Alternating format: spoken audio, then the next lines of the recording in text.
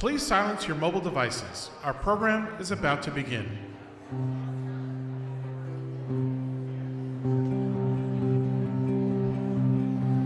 Hello, FedPro, Yom Tov.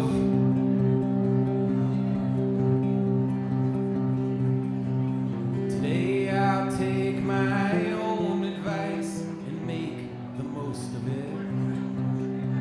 Too many times my choices have been guided by my fears. Into the dark and unknown water I will sink or swim. Like a blade of grass reaching for the sun, I'm ready to begin. Yeah.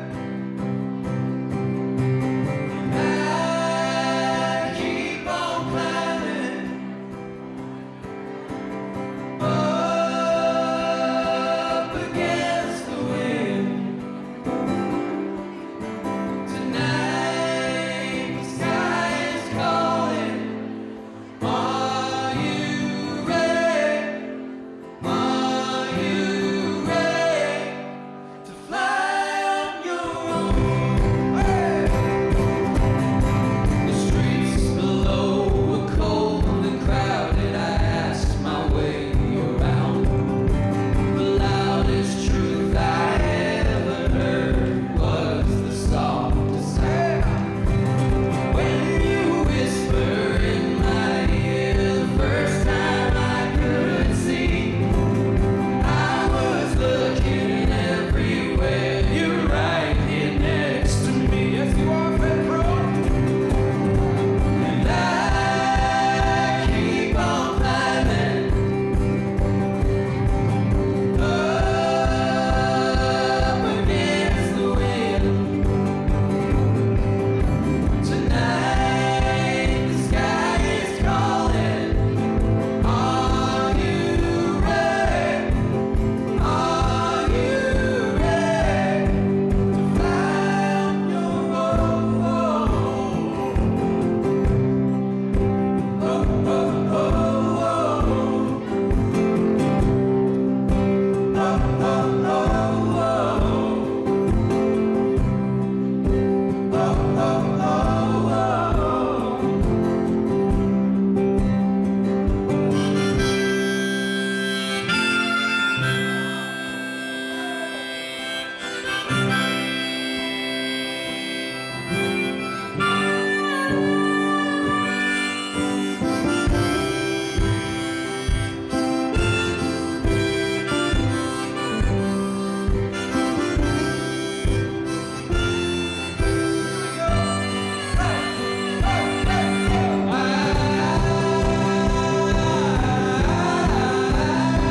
Just follow their lead right there.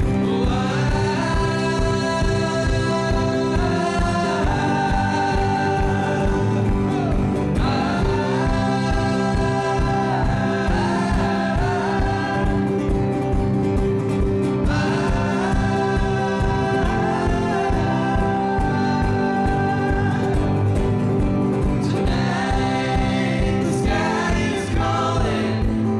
Are you ready? Are you ready to fly on your own? Come on. Oh, oh, oh, oh. Oh, oh, oh, oh. Oh, oh, oh, oh. Ho, ho, ho, ho. Yes, FedPro. Ho, ho, ho, ho. Ho, ho, ho, ho.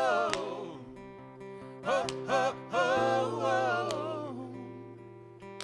Today I'll take my own advice and make the most of it. Oh, Boker Tov.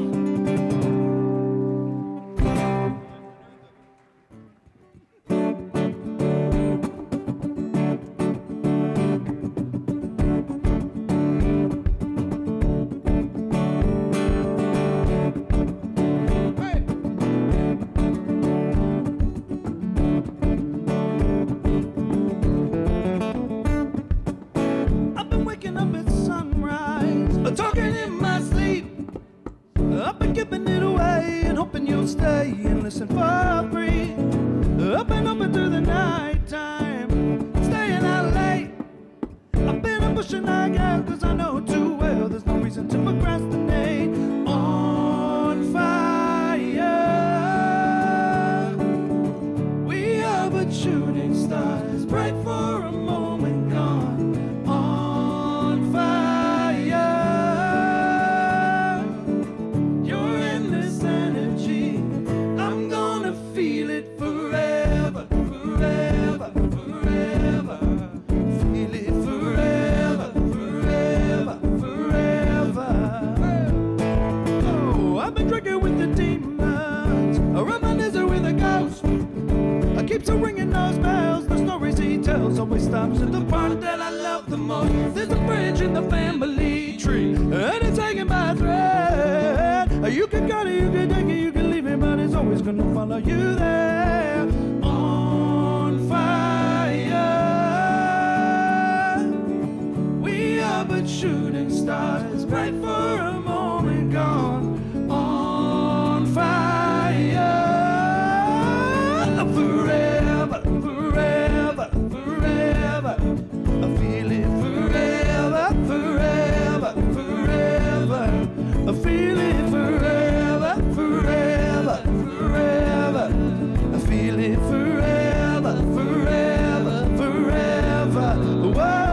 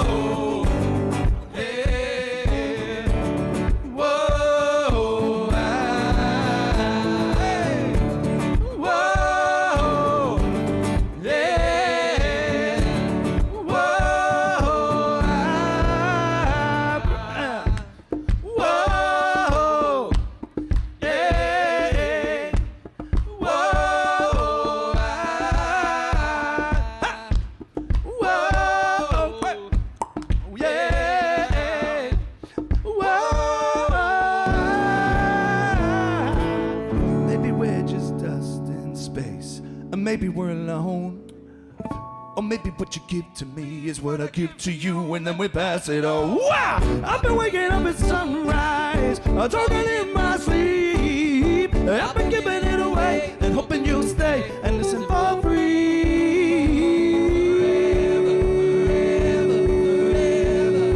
Listen for free.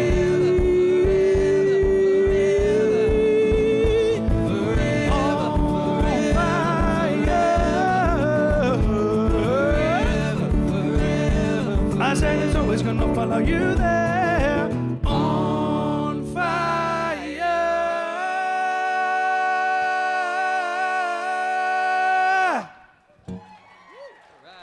Thank you, everybody.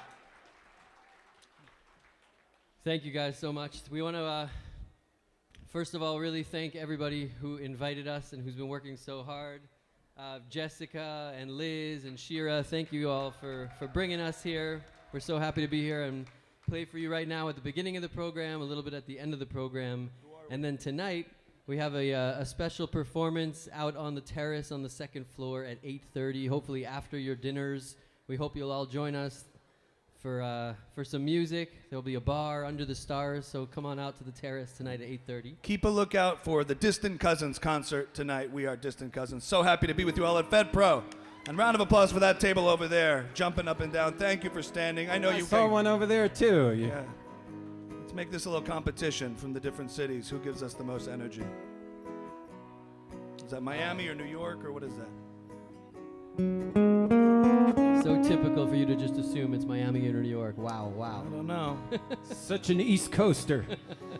I don't know. Prove me wrong. So in Jewish tradition, we talk a lot about memory, but not just for the sake of remembering what's in the past, but how we can take that and move forward with that. So this First song that we want to play of ours is called "In My Blood," and it's really about our ancestors' spirit and voices that really live through us.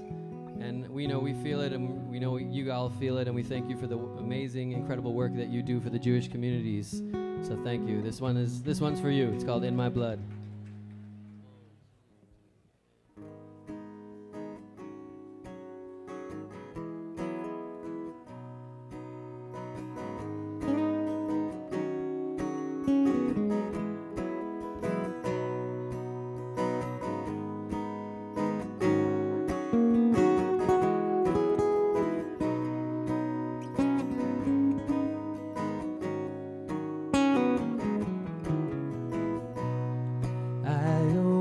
From a typical nightmare with the sunlight in my eyes.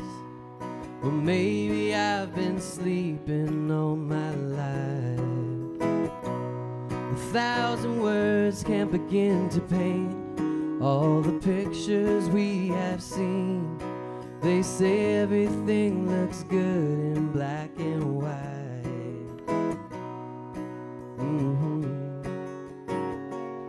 It's in my blood, it's in my mind, speaking through me all the time.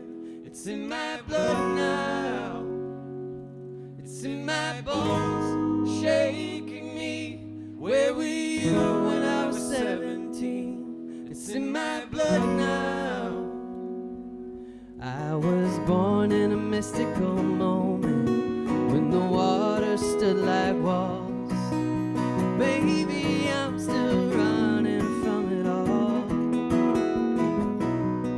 All these photographs of family only tell you one side of the story. It's in my blood, it's in my mind, speaking through me all the time. It's in my blood now.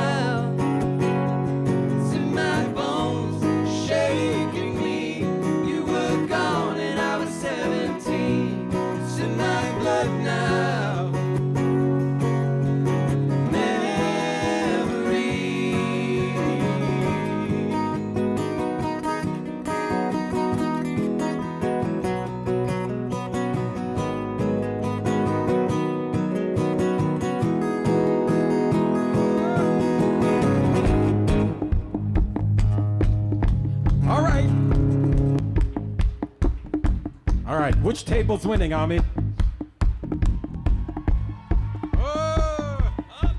Okay, fair competitors, middle group here.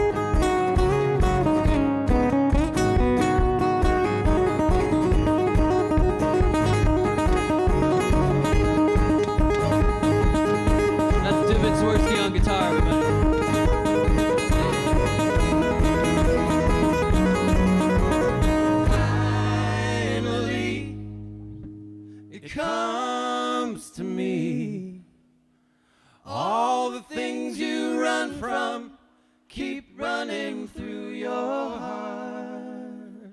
It's in my blood, it's in my mind, speaking through me all the time. It's in my blood now, it's in my bones, shaking me, take me back when I was 17.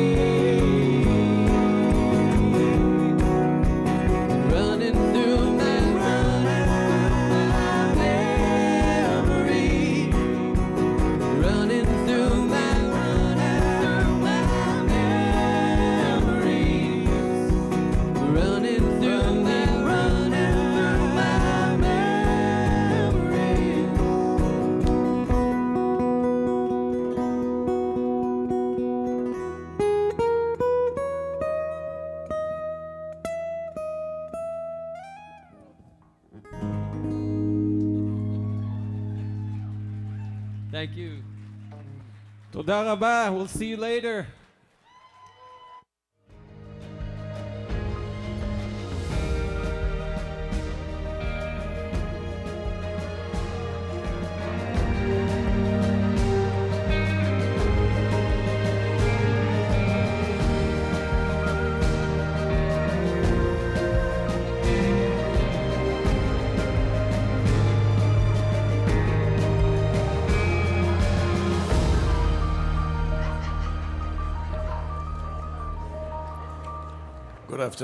Good afternoon. In thinking about the last 2 years, I thought of this famous line, with flipping the order. It was the worst of times, it was the best of times. I'm standing here as a CFO of a large federation, but also as a private individual. For me personally, this has truly been the worst of times. My nephew, Or, was killed in Gaza in 2024. Obviously, this affected my family deeply, and it will last forever. Not only us, but so many others. I'm sure each one of you here knows at least someone who was seriously impacted by October 7th, by the war, and in your communities when we found new faces of anti-Semitism. But I'm here as a CFO. My team's job is not so much about Jewish identity or programs, not about fundraising or events. It is how to support all of that doing good by doing it well. And my specific mission, as I see it, how to build a solid infrastructure for many years, one that will support our community for generations. In that regard, I think it was the best of times for us. In the last couple of years, we introduced and most importantly implemented a full financial strategy. This strategy is our constitution, if you will. It consists of 9 commandments, in other words, codes and principles that guide every financial decision we make. It includes themes such as simplicity equals strength, which means simple financial structures, sticking to our core, and avoiding gimmicks even when they mean short-term gains. The strategy also includes paragraphs about limiting debt exposure, fiscal integrity, as in future generations shall not pay for current overspending, and then investments, real estate, and more. This strategy is not meant to be a picture on the wall, but those principles that we always have in the back of our minds when we make every financial decision, when we agree to or reject ideas, when we need to represent the fiscal side of our operation. And it is already showing significant results. For example, our total assets have grown to nearly $3 billion.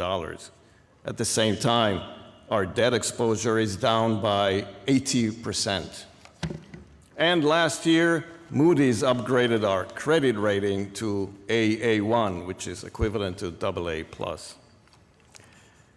And to top it off, our fundraising people continue to break records and closed just a few weeks ago a $96 million annual campaign of unrestricted funds, totally unrestricted.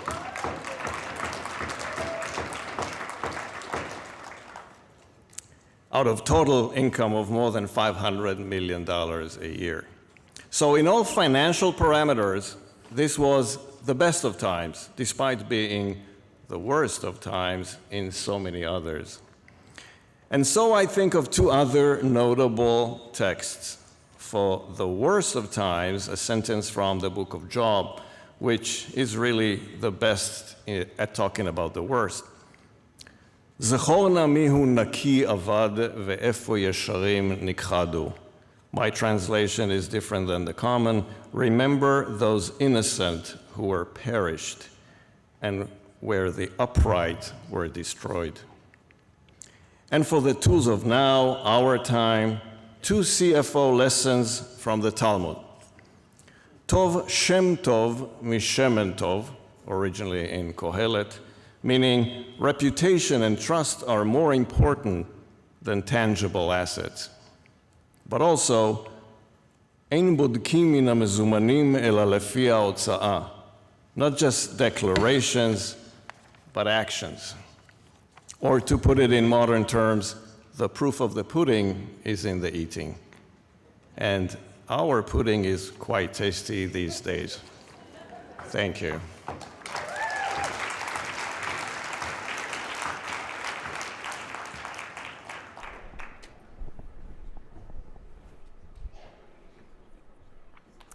We used to think the pace would slow down eventually, but now it feels like this pace is the job.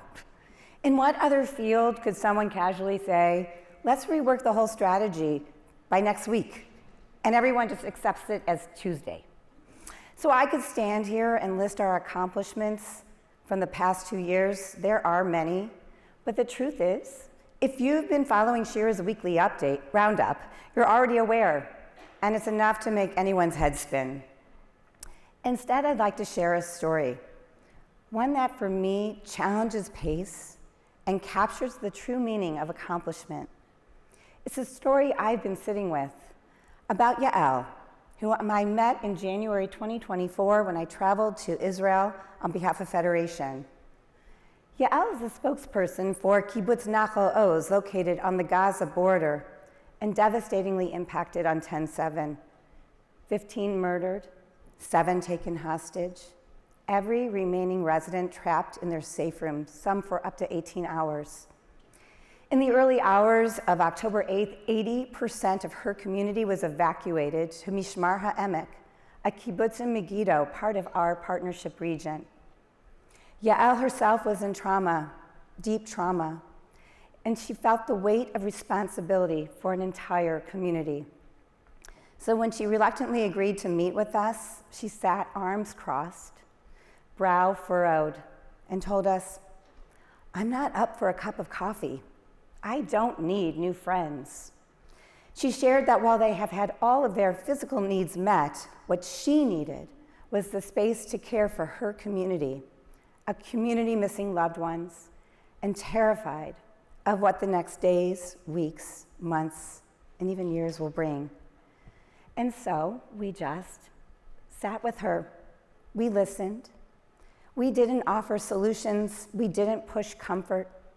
We simply let her know we are here. In the months that followed, our partnership director connected to Yael closely, learning what the community truly needed, not what we assumed they needed. So when the Jewish Agency launched Communities Together, there was no hesitation. Like Nachshon, we and our Atlanta partners walked into the sea first, signaling to others, this is what commitment looks like. Not a cup of coffee, a long-term promise.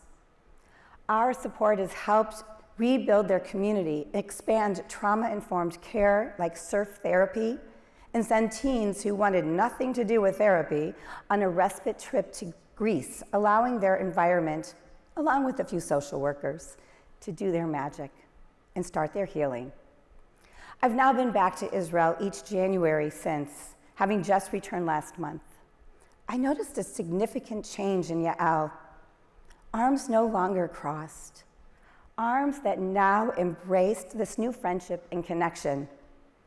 And while not without worry and challenge, a renewed hope in the future of her community.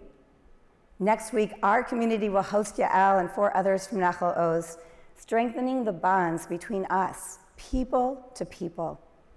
To me, this is one story, one in a sea of stories that shows us what accomplishment can look like when we slow down the pace, show up, and really listen. Thank you.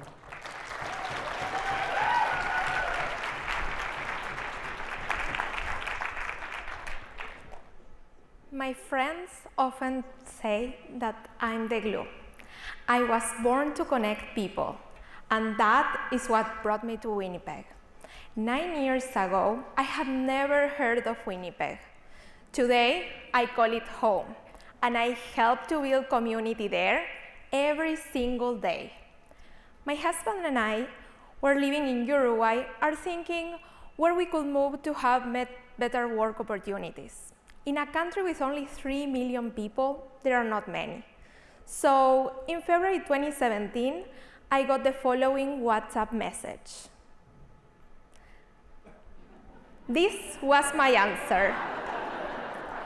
I changed topics right away. But half an hour later, he tries again. Circling back, Winnipeg. So, yes, I didn't take it seriously. This was my answer. I teased him with emojis. I like frozen prairies. I have never in my life seen frozen prairies. What are those? And then I finally said, is there a Jewish community there? And his answer was yes. So fast forward a couple of months, and we visited Winnipeg for an exploratory visit through Grow Winnipeg, a federation program that has been running for 25 years. Talking to the director, the most Jewish thing happened. Of course, she was from Uruguay. She knew my uncle, and they were friends. Winnipeg stopped feeling so far away, and it was personal. We were introduced to the Jewish community. People opened their homes to us, and this is when I felt it. Winnipeg was not just a community. It was not just a city, it was a community. So we moved in November 2019. From the first days, the community supported us. Like many immigrants, I learned that once you move, all your experience feels erased, and you need to start again.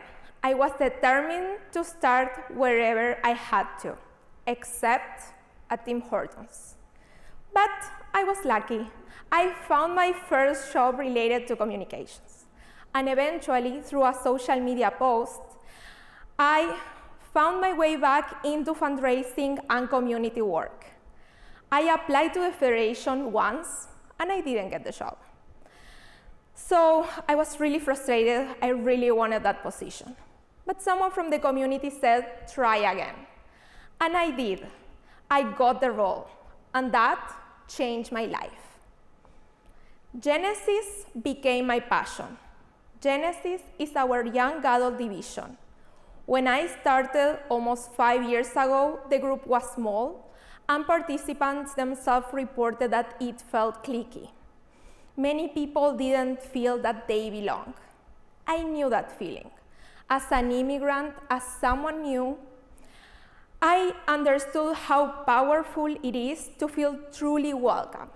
For me, welcoming is not just a word, it is a practice. So after October 7th, we held our first Genesis fundraiser for the Israel Emergency Fund. Then we had a Shabbat dinner with a speaker on how to respond to anti-Jewish hatred online. We didn't know what to expect. We were all hurting. We were all scared. But something beautiful happened. Over 80 people came, then 90, then over 100. Because as a participant said, the Genesis Shabbat was a great opportunity to see old friends and meet new ones. But also an ally who is not part of the Jewish community felt welcome, and bonds of friendship were forged. There is a phrase, united we stand, divided we fall. For us, this is not just a phrase. It is real. This Shabbatot became a place to breathe, a place to belong, and a place of resilience. Winnipeg welcomed me through Grow Winnipeg, through Federation, through the community. Now I feel proud to be the one welcoming others. Winnipeg is my home now and my community. And the past 2 years, it's not just numbers what we have accomplished. It is people, it is faces, it is resilience, it is relationships. And for all of us here as professionals, I truly believe this. It's not only about how much money we raise, how many resources we have, or how big our teams are. What matters the most is how we treat people and how we make them feel. Because feeling welcome is what turns a city into a community. Thank you.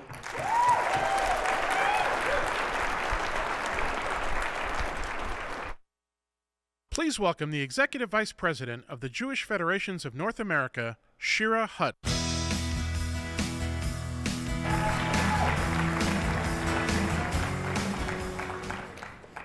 We're gathering at a time that continues to be complex, demanding, and in many ways unprecedented for our communities and our system. The challenges we are navigating are real, persistent, and they rarely come with the playbook. Leadership right now is not theoretical. It is lived every day in real time with real consequences across our 141 federations. One of the greatest strengths of our system is that none of us has to carry this work alone. We lead in community and we lead as a system. We have the opportunity to learn together and from one another and to support each other through hard times. And we can also draw inspiration and strength from others who understands both the weight and the privilege of this responsibility. There is extraordinary wisdom in this room and across our system. Wisdom born from experience, from hard decision, from success, and from a deep commitment to Jewish life and to the communities we serve. One of the most powerful things we can do as leaders is make space to listen to one another, honestly. This next conversation is an opportunity to do just that.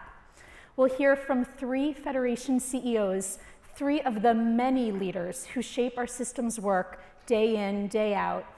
Each of them leads in a different community, a different geography, with some different dynamics, but all are grappling with the same core questions and issues of strengthening and sustaining Jewish life. My hope is that you'll listen for ideas that you can take back to your community, and that you'll also listen for resonance, because that shared understanding is where strength comes from. It's one of the things that makes our system so powerful. So with that, I am very pleased to welcome to the stage Michael Hoffman, President and CEO of the Jewish Federations of Palm Beach County, Miriam Abramovitz, CEO of the Buffalo Jewish Federation, and Mark Blattner, the President and CEO of the Jewish Federation of Greater Portland. My friend's in the front. Hey, Michael, Miriam, and Mark. Apparently you had to have an M name to, that was the prerequisite for this conversation. Yes. Thank you for Mira. being part, yeah, my name is now Mira. Thank you for being part of this conversation. You are all leading federations in the midst of complexity. What has been the hardest leadership challenge you've faced over the last year, and how have you navigated, or how are you navigating it? I'll start with you, Michael. So thank you, Shira. It's a wonderful opportunity to be here talking about this. And again, thanking JFNA. It's so powerful to be sitting in a room with 1,000 of our colleagues and friends and professionals working for this incredibly impactful Jewish Federation system. I think for me, the most challenging thing is we know what we're doing, we know how to do it, but we're dealing with so much emotion right now. So really it's managing people. Our lay leadership, our incredibly dedicated staff, things are hard. Things are really heavy right now. There's raw emotion, there's fear, there's concern. And so how do we as executives, how do we as senior leaders try to find a sense of hope and inspiration to elevate everyone who we're working with, who we're partnering with, to let them know, to give them a sense of hope and that there's opportunity, and that we're not going to let those who are trying to bring us down because of anti-Semitism and hatred and anti-Israel sentiment, that we are a thriving Jewish community. And so our job is to kind of be that source of light, be that sort of strength of light to kind of elevate everyone around us. Thank you. Miriam. Thanks. It's a privilege to be here, and choosing the shoes to wear today was definitely not the hardest leadership decision I've made in the last couple of months. For me, I think it's been accepting that managing the crises is not like a disruption in the work, it is the work. And so the challenge has been sort of evolving thinking from being in like a reactive posture all the time to being in an adaptive posture.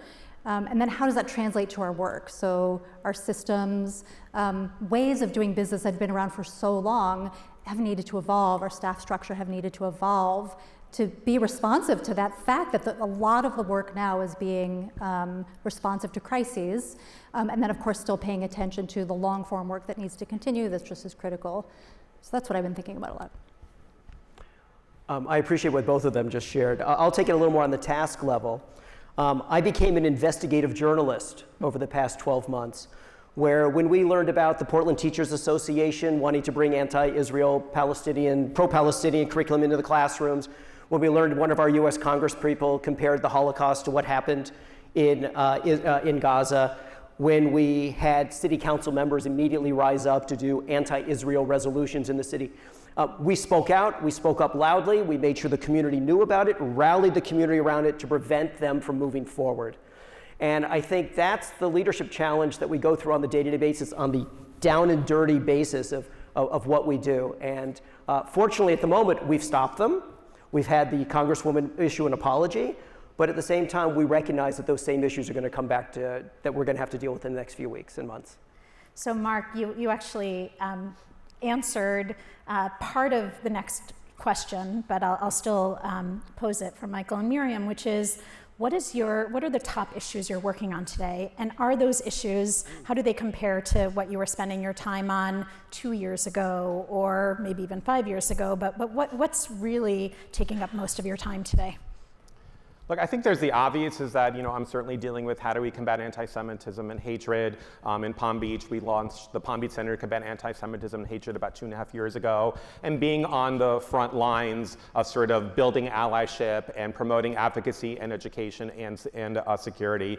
Obviously, we're dealing with how to rebuild Israel. But I also want us to make sure that we're not only focused on two issues, that we as a federation and as a Jewish community, I want to make sure we're spending my time and our federation's time also on how do we continue to build Jewish life, that we don't want to be a one-issue organization, a one-issue organization that's only focused on those things that are bringing us down, that we have a responsibility. There are issues that our community and every other community has been dealing with that happened since before October 7th, since before COVID. We're dealing with, there's 31,000 Holocaust survivors left in the United States. How do we care for them?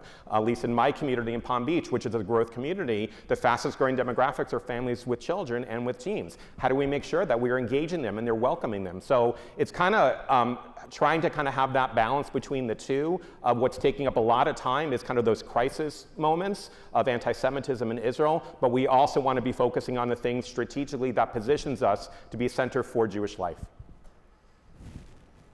So I don't want to be duplicative, so many of the same things, working on many of the same things. In addition, I think building internal culture and capacity is important. I think the idea of having healthy teams, healthy individual professionals who are working for us, healthy teams that work well together, takes up a lot of my time as well too.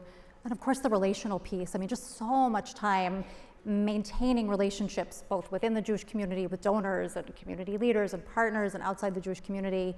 That is just a big part of what the calendar of the week looks like. So Miriam, since you mentioned very important point. Oh, Mark, I just want to add. Please. Two big things. I know there's a lot of planners in the room. One of the things that we're struggling with is agency partners and funding them versus what may be best for the community. And oftentimes I feel like we're just funding preservation of our agency system versus really focusing on new and different kinds of things. So that's one. The second thing I want to raise is we spend an enormous amount of money in the Jewish community on people under the age of 21. PJ libraries, summer camps, preschools, on and on and on and on. And we also in our community talk a lot about people who are over the age of 55 and what should we do for them. But to me, based on community studies that I've read and other information, I believe, this is just Mark Blattner, one person, that the number one predictor of people's involvement in Jewish life is if your closest friends are Jewish. I live in Portland, Oregon. Okay? There is no such thing as a Jewish neighborhood in Portland. There's nobody who is around you that you feel like the world is Jewish. You live in Chicago, the South Florida, other big cities, the world is Jewish around you, whether it is or isn't. And until we start to build more Jewish friendships and create those pathways of Jewish friendship, we're going to see fewer and fewer people getting involved in Jewish life, and that's something we're trying to change. And I think it's something smaller communities are really dealing with. Thank you. As you just said, Michael, there's the urgent and then there's the ongoing work. And Miriam, you touched on the very important topic of caring for your teams. So I want to ask the question of how you as CEOs and as professionals, as leaders, care for yourselves. How do you think about your well-being? This is not a sprint, this is a marathon. So how do you think about that and how do you care for yourself? No, it's hard, because we too, we're people. We're part of the Jewish community. We have, identity. We're living in this moment. There's a sense of responsibility for our professional teams. There's a sense of responsibility for our dedicated volunteers who are looking to us at this moment of time. But one of my old, when I worked for the Baltimore community, Mark Terra, who was the CEO at the time, Mark basically shared years ago that if you are not nourished personally, you will not be able to facilitate your role professionally. And so, like for me, how do we stay grounded? How do we recognize that what's happening around us is so much larger than any one individual, and there's only so much that we'll be able to do? So how do we basically make sure that within our professional capacity, we know which areas we can have impact, we know who we can elevate, we know which organizations that we can help support at any given moment in time. And then how do we stay grounded and recognize that when I wake up in the next morning, the state of Israel will continue to exist. The synagogue down the street will continue to exist, hopefully, and also find a sense of levity in what we do. If we're not finding a little bit of levity and dare I say humor, again, for me, it's helping stay grounded on the enormity of this moment and one's personal capacity, what they're able to do to help make change and to help elevate what our Jewish community. I was just going to share the same thing, actually, because backstage, Mark and Michael were making me laugh quite a bit, actually. And so I do think finding joy, levity, it's really important, and we have to do that and model it for everyone around us.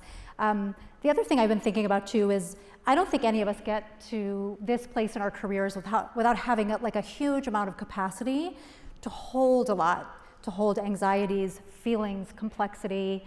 So part of it is just we've developed that capacity over time. In addition, for me personally, I try to, in the pie of my week, make sure there's a little sliver of time for passions, hobbies, pursuits I have that have nothing to do with Jewish life or Jewish communal life. And for me, that gives me a little bit of perspective, and it just gives me a space where I can be Miriam and not think at all about anything else. And it sort of refreshes me in a way that I think nothing else has. So that's really important when I schedule my week. There's always got to be a little sliver of time to do those kinds of things that just have nothing to do with this work. Mark? When I went to graduate school, I went to the Baltimore Institute for Jewish Communal Service, and one of the degrees I got was a master's in social work. And in no way would I consider myself a social worker, but I would say that I'm a community organizer. And I have found the last 2 years, rightly or wrongly, very rejuvenizing in my career. Here is your chance to really do something good for the Jewish people for the long term and to really fight the fight. And I appreciated that opportunity to be in this leadership role and do it. But I think it's really important that people take time for themselves. I think it's important. Look, I'm an avid TV junkie, and I watch, I'm sure, more shows than anybody in this room. From 4:30 in the morning until late at night, I will watch TV. But people need to find time for their own space of things that are of interest to them. And if we don't, then going to work is just that much harder. That makes me feel better. So Peloton, I forgot. Half Schwitz. That's my That's my Peloton. And I was going to say, Mark, TV is my escape too. Okay. So I appreciate you said that. So I was going to ask the question of what you say no to in order to be able to say yes to more things, but I'm going to change the question. Okay. You get a call from a donor, anonymous donor, who gives you $10 million on the spot. How do you invest it?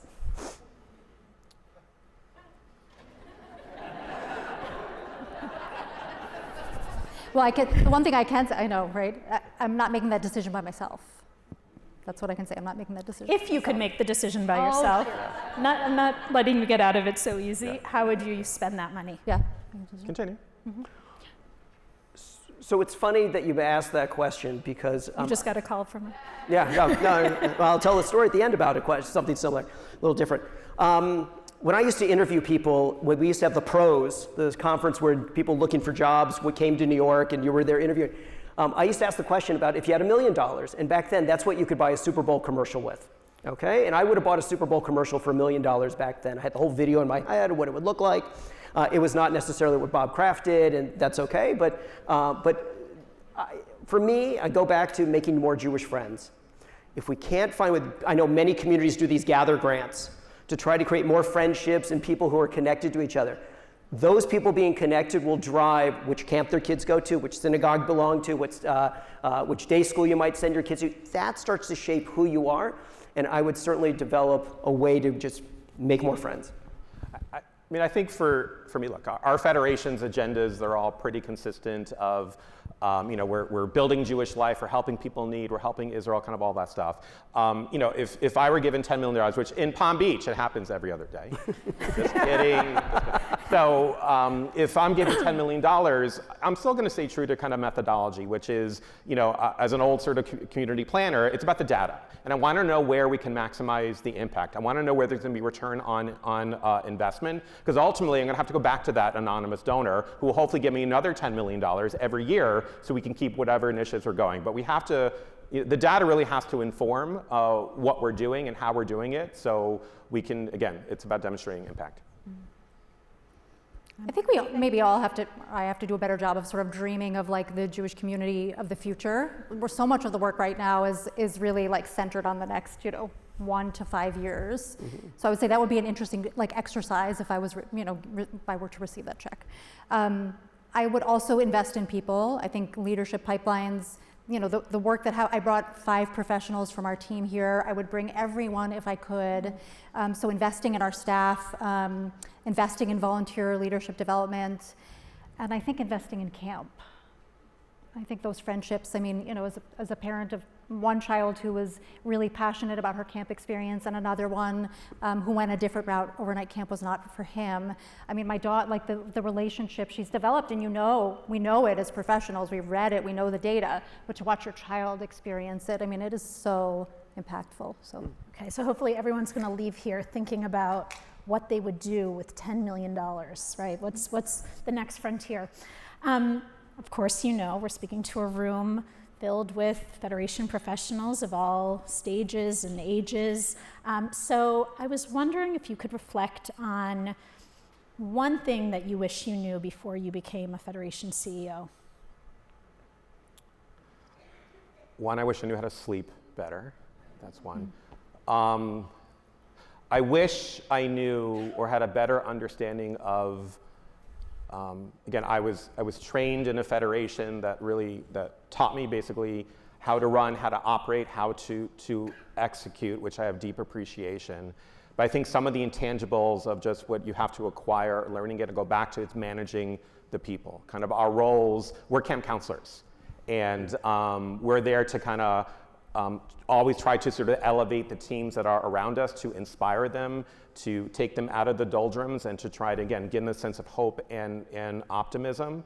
And to me, that's the constant theme I know in my 10 years that I've been at my federation is playing that camp counselor role and to being that source of inspiration and the energy it takes to do that, which is a privilege to be able to do each and every day, but it's very intentional to be able to do that. That's great. So I know there are people around this room who can relate, because I've had this conversation a few times in the last 36 hours. I wish I knew that much more of my leadership was not about me having expertise or being the expert, and so much more of it is about judgment and discernment. I wish I knew that coming in. I think the thing that I learned the most was from my wife, actually. And you know, when you moved into this job, the first thing you do is you want to be out and about, meeting everybody you can, talking all the time, and your calendar gets booked, booked, and booked. And she taught me and said, you're in charge of your own calendar. You can decide when and where you're going to meet, and if your day is filled with meetings and you say, you know what, I need 11 to 12 to take a break, make sure you make that space for yourself. And it took me a long time to really understand how to do that. Those are great. What are you especially excited about right now in your work? So I'm excited, again, being in Palm Beach, which is a growth community. And as I mentioned before, you know, families and young adults, average age in downtown West Palm Beach is 36 years old right now. So we're not that seasonal elderly community that we were 15, 20 years ago. And our economy is changing, businesses are coming down, Wall Street South. Part of that opportunity is that we have an opportunity to rebuild what Jewish life looks like. We're not a maintenance community. Some of the historical legacy communities, and they're the one that's anchored our Jewish Federation system.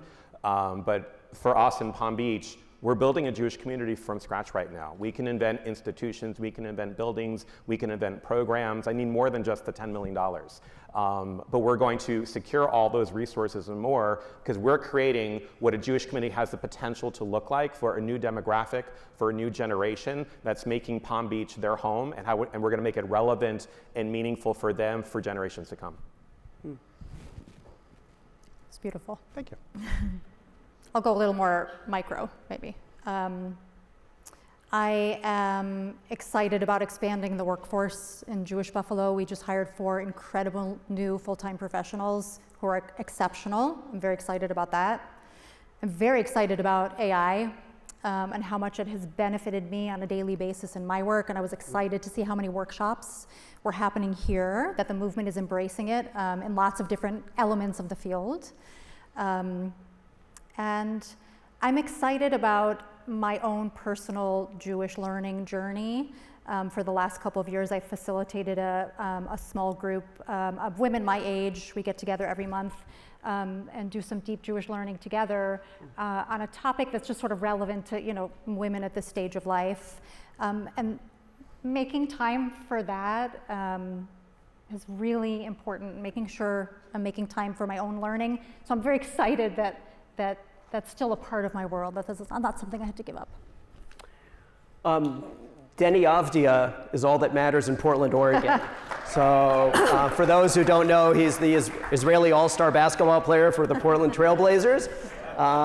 It's exciting, the number of Israelis who are coming to visit Portland. I'll tell you, when I used to go to Israel and say, I'm from Portland, they go, where's that? And you say, oh, I'm between San Francisco and Seattle. And now you say Portland, and they go, Denny Avdia. He's the main story on every Israeli news station every morning. So that we're very excited about. But I'll also say, we want to be a very loud and proud Jewish community. We live in a very progressive city. There have been a lot of loud voices, not huge in number, but loud voices with their anti-Israel hate and the anti-Semitism that takes place, et cetera. We have not done this in 35 years, but we are going to be hosting the largest Portland Jewish festival in our history this summer. We hope that 10,000 Jews will come out and just have a great time and say, we're here, we're not going anywhere, we're very proud of who we are. So that's what we're looking for. You're all invited to Portland August 30th. It doesn't rain during the summer, so you should come out, and it's right on the waterfront. Wonderful. Okay, I'm going to ask you one last question so that we can lead. First of all, that was a high note, all 3 of what you shared. What inspires you? Sort of everyone in this room.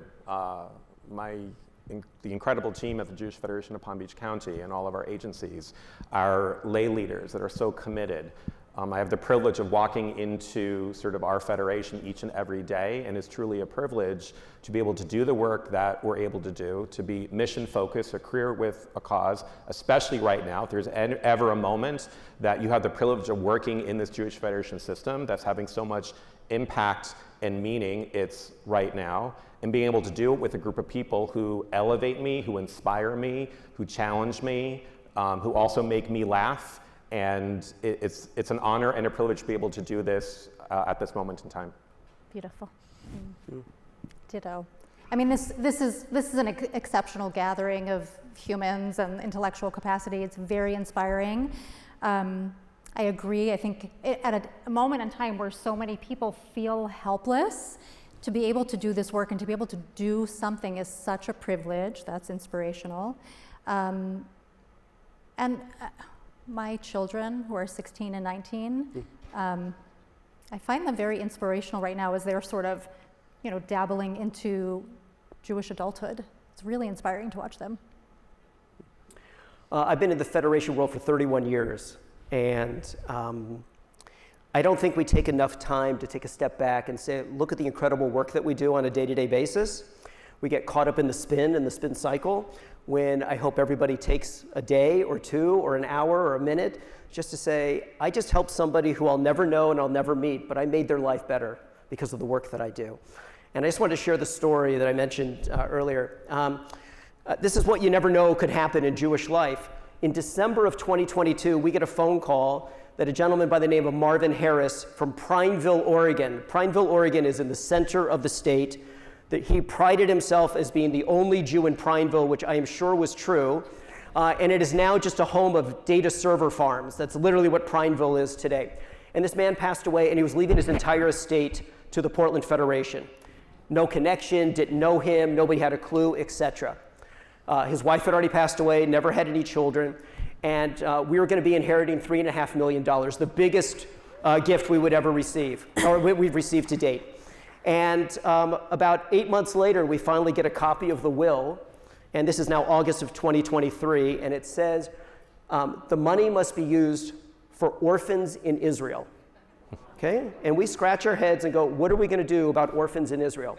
Okay? Sadly, October 7th took place. We're now funding 43 orphans in Israel on an annual basis, every day now. And that's the work that we do, that whether we touch it or no, it just happens, and it's the miracles that we make happen. So, beautiful. Well, thank you for inspiring me and everyone in the room, and for your candor, and for everything that you do. This has been a wonderful conversation. Thanks. Yeah, thank you.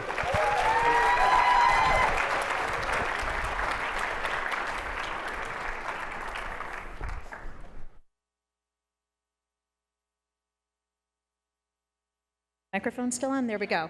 Now that we've dug into our collective leadership challenges and opportunities, we're going to have a little time to balance that out with some collective laughter. You've already seen him on the FedPro stage as part of Distant Cousins, and now I'm excited to welcome back Ami Kozak as our FedPro comedian. Welcome, Ami.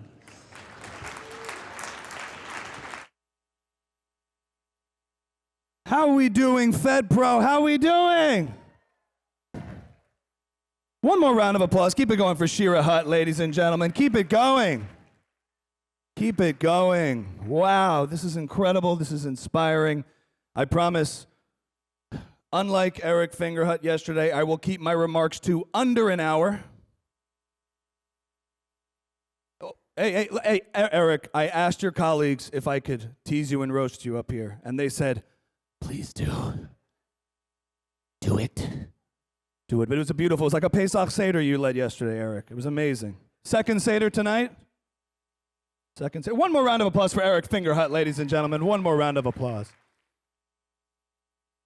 But it's true. Listen, it's been a heavy day. We're facing some serious challenges, serious issues. But I think what we can do as a people, what Jews do in the face of adversity, is we laugh. Can we do that, ladies and gentlemen? We can laugh. Okay, I'm getting some Joe Biden energy in the room. Come on, people. Come on, FedPro. That was not intentional. But it's true. Listen, it's serious. Anti-Semitism is on the rise. It's concerning. You have all these haters online who are making wild, baseless accusations that the Jews are getting together in these large, exclusive meetings in undisclosed locations to discuss agendas.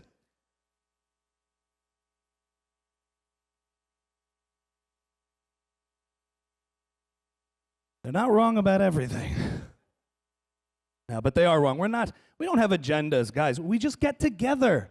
That's the agenda. Nobody knows why they're here. I've asked so many people, so like, what's the theme of this conference? What's the agenda? What's the thread here? And everybody gives me the same answer. I don't really know exactly. We're just, I learned all the buzzwords: leadership, community, continuity, security, identity, continuity. I put them all in a little blender, and here we are for a conference. This is where the magic happens. Jews get together, we schmooze, we get ideas together. Guys, give yourselves a round of applause. Give yourselves a round of applause. Anybody here have kids at home? We abandoned our children to be here? Yes? There it is. That's why you're here.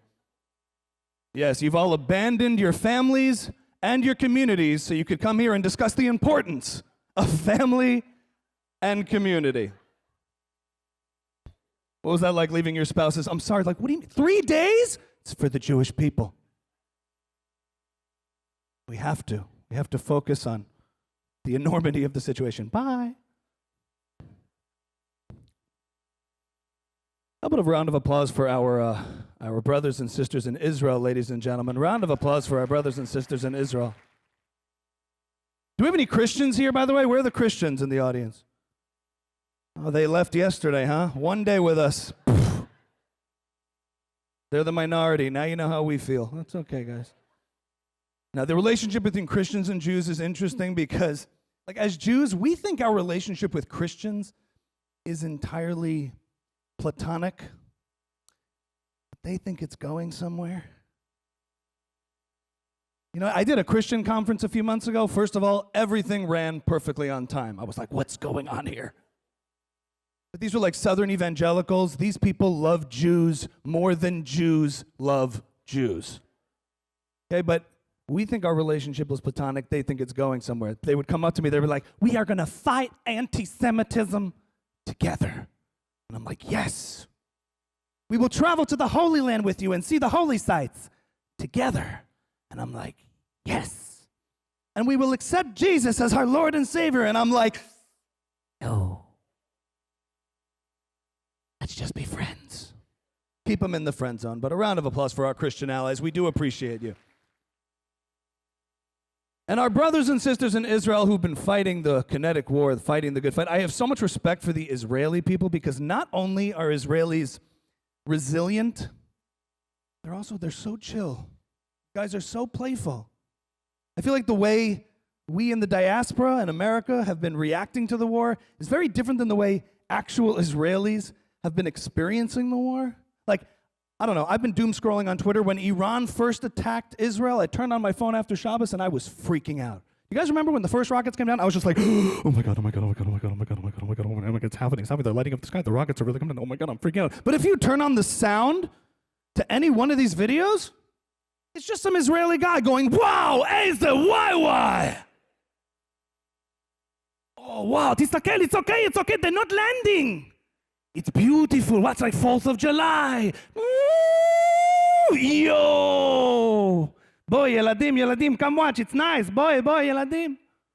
Yo, it's beautiful. But I love traveling to Israel. Anybody travel to Israel recently? Anybody in Israel recently? Okay, we got to get more of you. No, I love traveling to Israel because whenever you travel to Israel, like you have the classic travel to Israel experience. Flying halal. Guys, what airline do you take when you go to Israel? Delta. Who's got status and points? There's always somebody who brags. He's like, Turkish. Guys, we are the Jews. What airline do you take when you go to Israel? El Al, Betach, El Al. I love flying El Al because when you fly El Al, you get to the airport and you get to the gate. The very first person you meet when you fly El Al is the El Al interrogator. Very attractive woman. Looks like she was on the last season of Fauda. She comes up to us, me and my family, right? She walks right up to us with that interrogation. She's just like, Shalom. Ivrit, Anglit. She knows. Looks me up and down. She's like, okay. You pack your own bags or somebody pack for you?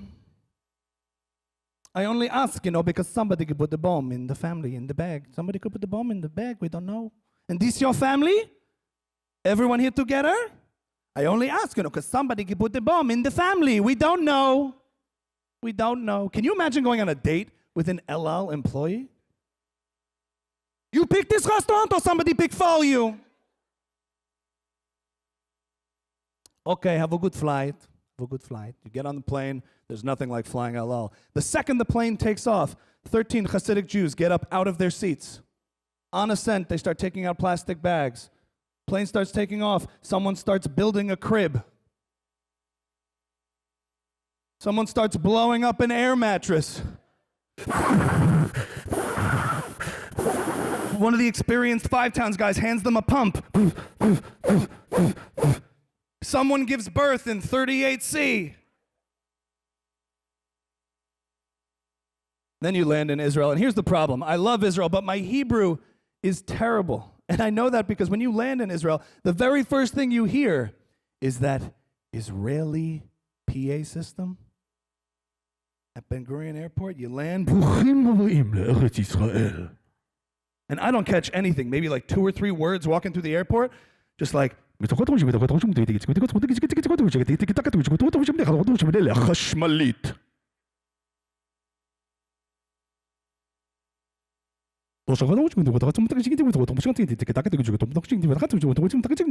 לשירותים. My wife's like, what did it say? I was like, I think the bathrooms in Israel have electricity. יש מקום לעשות פיפי. Very high tech. Very high tech. Very high tech. You get to these Israeli hotels, as many of you know, Israeli customer service is not the same as American customer service. Okay, you go to the front desk of any American hotel, they always answer every question the same way. They're just like, hi, can I get some towels for my room? No problem. No problem. No problem. You go to the front desk of any Israeli hotel and ask for anything, no promises. No promises. A friend of mine had ants in his bathtub. Ants in his bathtub. Goes downstairs, he goes to the Israeli front desk. Excuse me, I'm sorry. I have ants in my bathtub. How many? Please, I need help. You see, in Israel, they're so rude. They don't give you the finger. They give you the whole hand. There it is. Okay, you take an alarm, boom, boom, boom, don't want you in my room. We try to send exterminatia, but no promises. No promises. Tricky times in Israel, especially politically. Bibi Netanyahu, FedPro. How do we feel about Bibi Netanyahu in here? Oh, boy. Not good. Okay. Look. Okay, I got a feel for the room politically. There it is. Here's my take on Bibi, okay? I don't follow internal Israeli politics that closely, but I think no matter what happens in Israel's future, we're always going to need Bibi Netanyahu involved in Israeli politics somehow. Because, look, granted, Bibi Netanyahu is responsible for the greatest security failure in Israel's history. No question. But FedPro, Bibi speaks English. Like really well. He speaks English better than me. And as an American Orthodox Zionist Jew, the only thing I really care about in my Israeli leaders is that they speak the English. When you have to defend Israel on the world stage in hostile press, you want Bibi. We've seen it, right? Some BBC reporters like, Prime Minister Netanyahu, how do you defend Israel's actions in this current campaign? Bibi gets up there. I disagree with the premise of your question entirely. When it comes to defending Israel, we will defend ourselves tirelessly, vigorously, relentlessly, supercalifragilisticexpialidociously. And we are not going to sacrifice our soldiers and our citizens, even though our enemies are willing to sacrifice theirs. Guys, that's what I want in an Israeli leader, okay? I want that. Do you guys remember when Ehud Barak or any of these other leaders were Prime Minister of Israel in hostile press interviews? Ehud Barak got a very weird vibe in the room right now, I get that. We're going to leave that alone. Right over there. Guys, when any of these Israeli spokespeople who are native-born Israelis have to defend Israel on the world stage in hostile press, it's a disaster. They're like, Prime Minister Barak, how do you defend Israel's actions in this current campaign? Listen, we don't want to war, but we have to war, so we war. It's not nice. Boom, boom, whoopsie daisy, oopsie goopsie. It's not nice. Danny Danone at the UN, he's my hero. He's amazing. He's articulate, but he's got a little bit of a lisp, so it's not that intimidating. He's like, this is disgusting what is happening in this place. Thundering Sakatash, this is morally repugnant place. This is disgusting. Are you going to stop this war in Gaza? We try to make, but no promises. What about in this country? How about our president, Donald Trump? How does, oh God, I knew already. I knew. I don't know. Donald Trump, yeah, look, he makes people feel all sorts of ways, but I support the president in one regard. He gives me so much material. Every time he speaks, he's like he's emceeing a shul dinner, all right? You can just turn it on like a light switch. Look at this crowd, unbelievable crowd. FedPro, how we doing? FedPro, is that like Petco? Petco where the pets go, FedPro where the Jews go. Is that what it is? Is that what it is, Eric Fingerhut? Eric, what a guy. What a guy. He spoke a long time, a lot of words. I thought I had the best words, but Eric Fingerhut thinks he has better words because he said all of them yesterday. All the words he knows, he said them all. Leadership, continuity, identity, yada, yada, yada. I get it. Unbelievable. FedPro, is that like the federal government professionals? Is that what this is? Unbelievable. FedPro, you're all so professional. So many federations, probably more federations than anybody. It's unbelievable.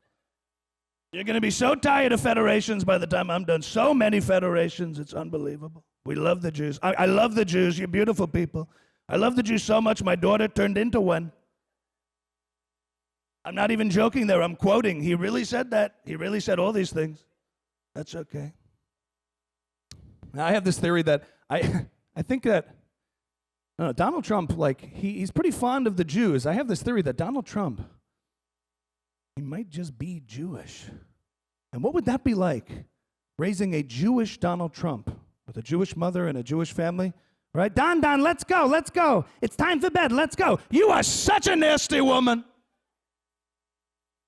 My father built a great company. You're a terrible balabuster. You're terrible. Fast forward 13 years for a Jewish Donald Trump giving a Donald Trump bar mitzvah speech.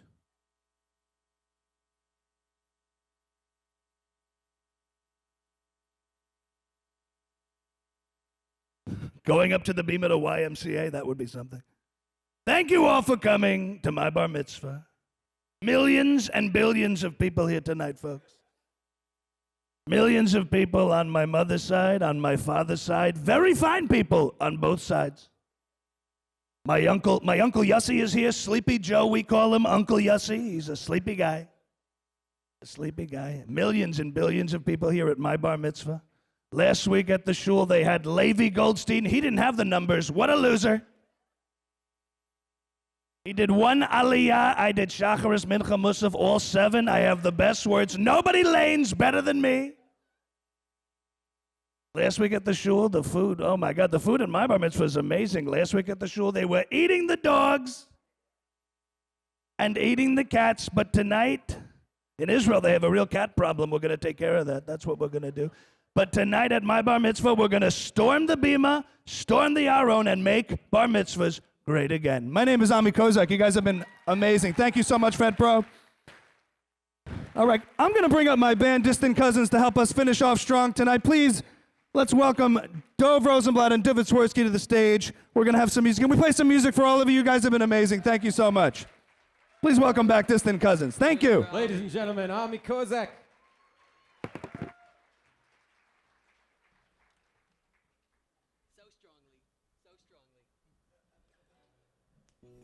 You don't want to hear our impression. All right, sing with us.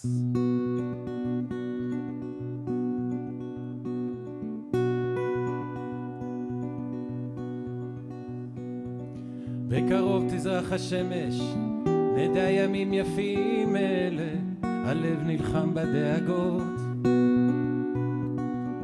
כולם יחזרו הביתה, נחכה להם למטה, הלוואי נדע בשורות טובות. כי עם הנצח לעולם לא מפחד, אפילו כשקשה לראות. כולם ביחד, אף אחד כאן לא בודד, שישרפו המלחמות. עם ישראל חי,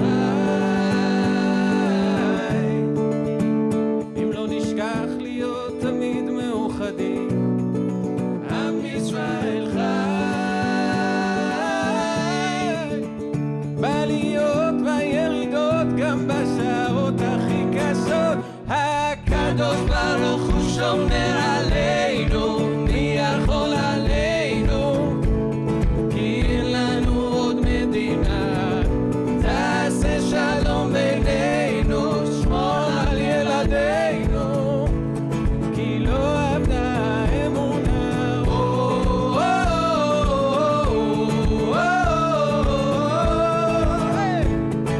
עם ישראל, עם ישראל חי.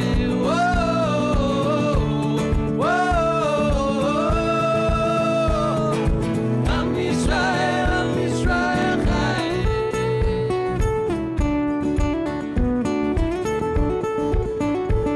Make some noise for Divin Swirsky on the guitar, ladies and gentlemen.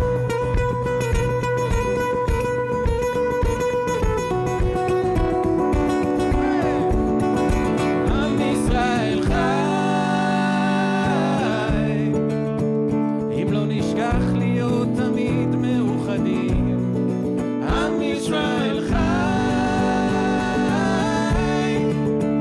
בעליות בירידות, גם בשעות. Get up out of your seats. We can do this. הקדוש ברוך הוא שומר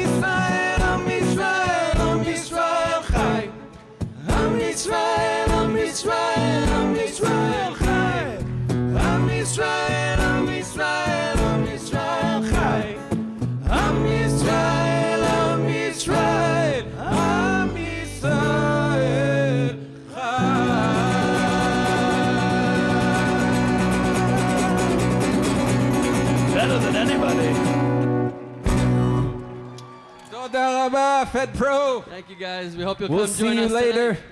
tonight. Second floor, what time? 8:30. 8:30. Anyone who wants to join, bring a drink. Have a FedPro great time, day. 9 p.m. No, 8:30. We'll see you there.